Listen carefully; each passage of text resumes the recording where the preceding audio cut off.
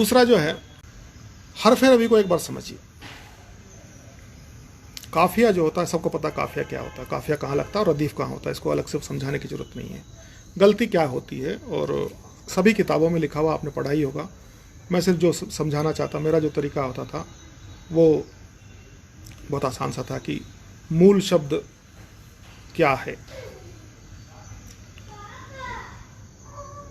मूल शब्द क्या है। गुनाह मूल शब्द है। गुनाह में जो आखिरी शब्द है, आखिरी अक्षर है, वो हा है। हा को हटा दीजिए, बचा गुनाह। ये गुनाह जो मल्टीप्लाइंग वाला कुछ अर्थ दे सकता है, लेकिन गुनाह से संबंधित कोई अर्थ नहीं देता। इसका मतलब ये है कि ये एक मूल शब्द है जिसका ह आखिरी अक्षर हटा देने से ये जो अर्थहीन हो जाता है, इसका कोई मतलब नहीं रहता। उसके बाद गुनाह से इसका कोई संबंध नहीं रह गया उसके बाद। ठीक है। उसी तरह से मिलना एक शब्द है। अब हमें नहीं पता कि क्या है ये शब्द। मोटे तौर पे किसी को बोलो भाई मिलना, वहाँ शब्द है जी। आप उससे पूछे मूल शब्द क्या है, धातु क्या है, मिल है, तो ना को हटाइए। ना योजक एक कंपोनेंट है, उसको हटा दीजिए, मिल शब्द आ गया। अब मिल में यह मूल शब्द है या नहीं है, ये इसका उपयोग करेंगे हम ला हटा के कि मी जो है, मी से कोई शब्द नहीं बनता है, इसलिए ला जो है वो हरफ रवी है। उसी तरह से बताइए, बताइए। अब इसमें तो बताने का जो बत है, बता या बता तक भी चलिए मान लीजिए। आइए मतलब बेसिकली आइए तक, ये वाला या आइए इतना सारा लंबा जुड़ा हुआ है। उसमें भी आप या तो ता हटाएंगे तब आ हटाएंगे तब बत बच जाएगा। अगर आपको लगता है नहीं बत भी एक मूल शब्द है तो ता हटाइए, तो तर आप हर पे रवि लेंगे।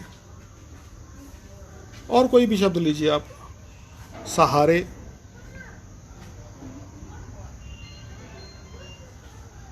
सहारे लीजिए। सहारे में,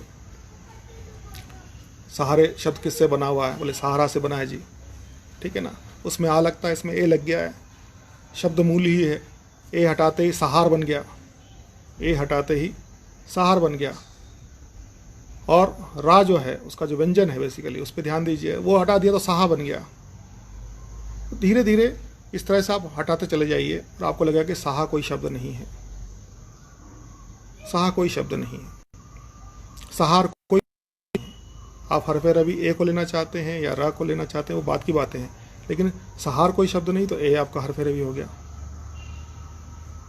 धीरे धीरे आपको ये प्रैक्टिस करना शुरू करनी पड़ती है और फिर आप जो है इसको समझते जाइए कि हरफ रवि क्या चीज़ है। तो फिर काफिये में जो ईता दोष जिसके लिए बहुत परेशान रहते हैं लोग, वो ईता दोष नहीं होता है। आ और जा,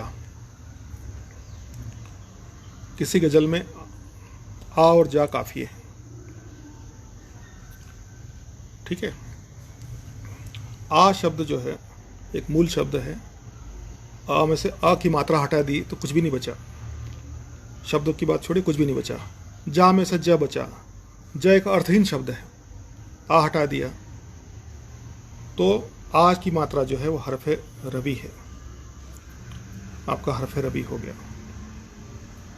फिर आप उसके बाद पाया जोड़ रहे हैं, मान लो उसमें समाया जोड़ रहे हैं, कुछ भी जोड़ रहे हैं। ईता दोष मूलतः आपका जो है मतले का दोष है।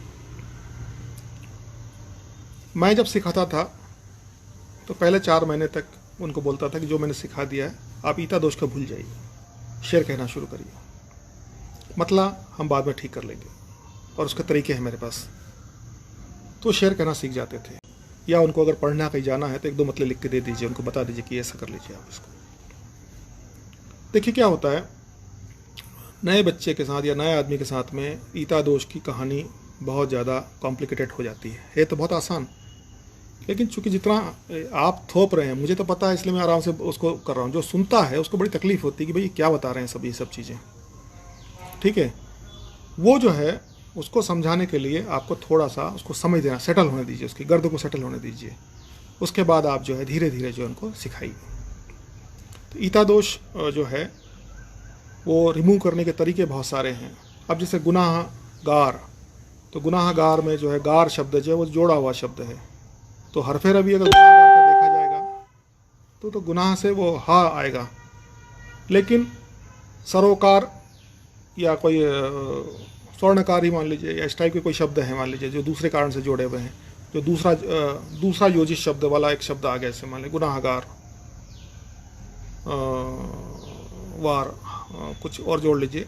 तो जो योजित शब्द हैं, दो स्टाइल सरोकार जैसे तरह शब्द आ गया, मान लो गुनाहगार सरोकार, तो एक शब्द तो मूल शब्द सरोकार एक साथ का हो गया, ठीक है, और दूसरा गुनाहगार हो गया। तो अब जो है हम देखेंगे वो र को ही देखेंगे, गुनाहगार में भी र को देखेंगे, क्योंकि सरोकार जो है मूल शब्द है उसके साथ में।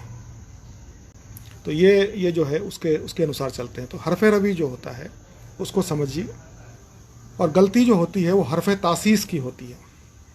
हरफे तासीस एक बहुत छोटी सी चीज़ है, कोई बहुत बड़ी चीज़ तो नहीं है, लेकिन मैं आज इकबाल का एक शेर पढ़ रहा था, मतला पढ़ रहा था, उन्होंने हुस्न मतला लिखा हो, मैं इतने बड़े शायर को ऐसा नहीं बोल सकता। उन्होंने काबिल और जाहिल और गाफिल को जोड़ा हुआ था मतले में, और बाद में महफिल और मंजिल लिया हुआ था शेर में। अब देखिए क्या है, गाफिल और जाहिल, ये जो हरफे तासीस है वो गा और जा से तय हो रहा है कि वहाँ पे गा और जा आ रहा है, तो नीचे फिर वो बंदिश बन जाएगी कि आप शामिल और इस टाइप के ही वो आ से शुरू होने वाला दो पे एक लंबी कहानी है। इसमें आप मंजिल नहीं ले सकते, महफिल नहीं ले सकते। अगर इसको बंदिश को तोड़ना है गाफिल लेना पड़ेगा, या जाहिल लेना है, या मंजिल लेना है, इस टाइप की कॉम्बिनेशन बनाएंगे ताकि आप वो गा आ की जो हरफे रवि से दो पहले एक पहले, इस टाइप की बंदिशें होती हैं, बहुत सारी बंदिशें, उसके लिए काफ़ी वक्त चाहिए।